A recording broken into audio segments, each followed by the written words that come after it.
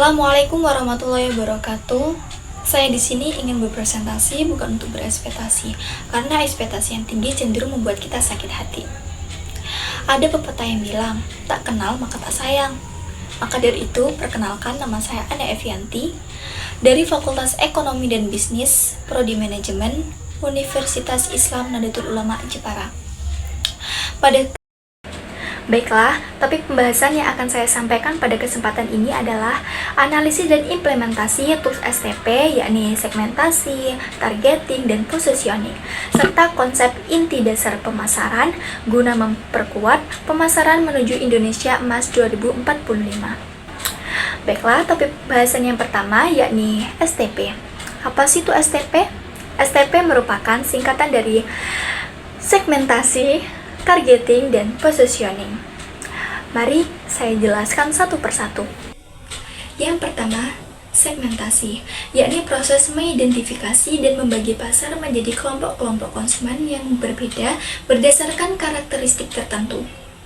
Yang kedua, targeting, yaitu pada tahap ini perusahaan memutuskan segmen mana yang akan menjadi fokus utama dalam strategi pemasaran mereka berdasarkan pertimbangan ukuran pasar, potensi pertumbuhan, dan tingkat persaingan.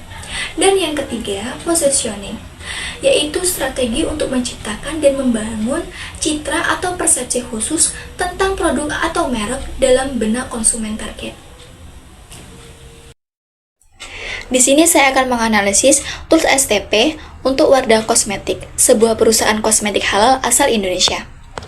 Yang pertama ada tools segmentasi. Di sini ada demografis, geografis, psikologis, dan perilaku. Demografis yaitu wanita usia 17-45 tahun, kalangan menengah hingga menengah atas, mayoritas muslim, dan pelajar, mahasiswa, serta karyawan.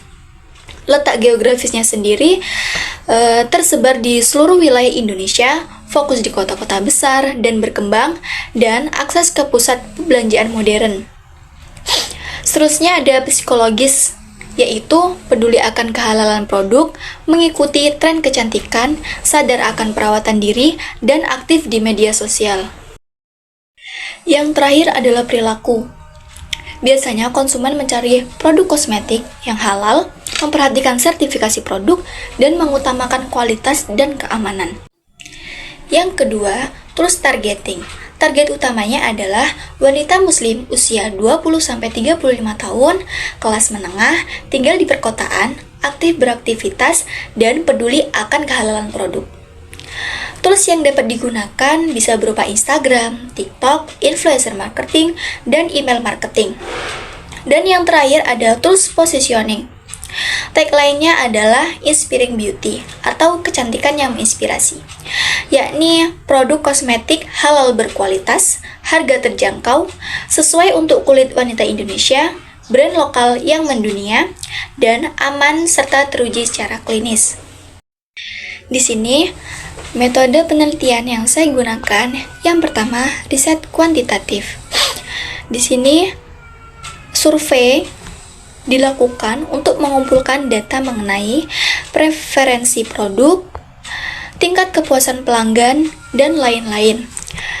Di sini juga ada analisis data penjualan. Tujuannya untuk mengidentifikasi tren, produk terlaris, dan segmen pasar yang paling menguntungkan. Di sini juga ada eksperimen, yakni untuk menguji efektivitas berbagai strategi pemasaran, misalnya dengan membandingkan respon konsumen terhadap dua desain kemasan yang berbeda. Yang kedua, ada riset kualitatif, yakni melakukan wawancara yang mendalam dengan konsumen Wardah mengenai alasan mengapa mereka memilih Wardah.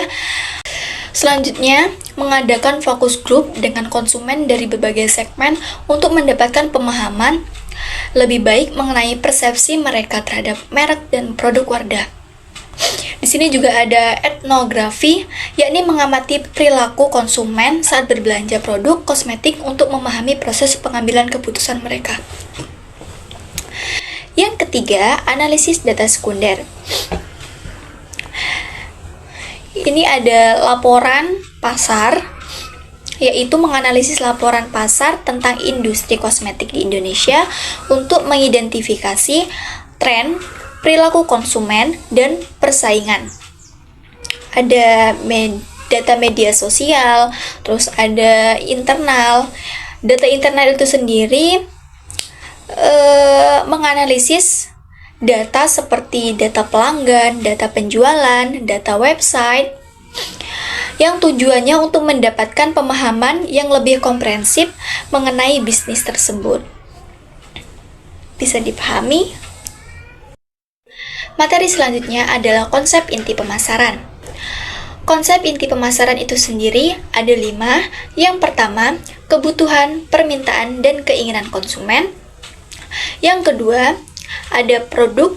Yang ketiga, nilai kepuasan dan mutu. Yang keempat, pertukaran, transaksi, dan hubungan. Dan yang kelima, pasar. Di sini saya akan menjelaskan secara singkat bagaimana proses konsep inti pemasaran itu terjadi.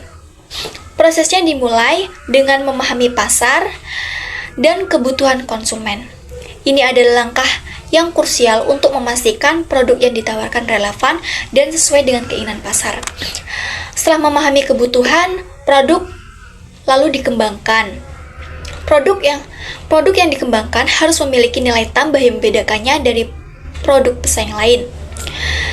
Selanjutnya, nilai, kepuasan, dan mutu adalah kunci untuk mempertahankan pelanggan dengan harga yang tepat. Promosi yang efektif dan distribusi yang baik akan membantu produk sampai ke tangan konsumen.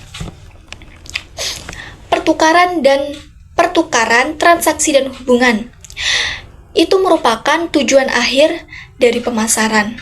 Dengan membangun hubungan jangka panjang dengan pelanggan melalui pelayanan yang baik dan program loyalitas, itu akan memberikan keuntungan jangka panjang bagi perusahaan. Dan yang terakhir ada pasar. Pasar itu merupakan tempat bertemunya penjual dan pembeli. Lalu, bagaimana peran pemasaran dalam mewujudkan Indonesia Emas tahun 2045? Caranya, yang pertama, mendorong pertumbuhan ekonomi melalui promosi produk dalam negeri, membuka pasar baru, dan menarik investasi. Yang kedua, meningkatkan kualitas hidup, yakni dengan memperkenalkan produk inovatif, membentuk perilaku konsumen yang positif, dan memberdayakan UMKM. Yang ketiga, memperkuat posisi Indonesia di dunia dengan membangun citra positif, mendorong pariwisata, dan memfasilitasi kerjasama internasional. Dan yang terakhir, yakni mendukung pembangunan berkelanjutan, mempromosikan produk ramah lingkungan, dan meningkatkan kesadaran masyarakat. Intinya, pemasaran bukan hanya tentang menjual produk, tetapi juga tentang membangun Indonesia yang lebih baik, maju, dan berdaya saing. Sekian yang dapat saya sampaikan, semoga bisa dipahami, dan jika ada kesalahan saya mohon maaf karena saya juga masih belajar. Saya akhiri, wassalamualaikum warahmatullahi wabarakatuh.